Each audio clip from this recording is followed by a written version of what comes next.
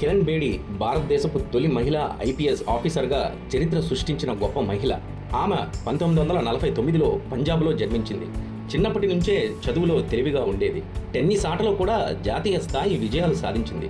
ఆ కాలంలో అమ్మాయిలు పెద్దగా ఉద్యోగాలు చేయలేరని చాలామంది అనుకునేవారు. కానీ కిరణ్ బేడి మాత్రం ఆ మాటలను నమ్మలేదు. దేశానికి సేవ చేయాలనే లక్ష్యంతో కష్టపడి చదివి 1972లో ఐపీఎస్ అధికారిగా ఎంపికైంది. అలా భారతదేశపు తొలి మహిళా ఐపీఎస్ ఆఫీసర్గా నిలిచింది.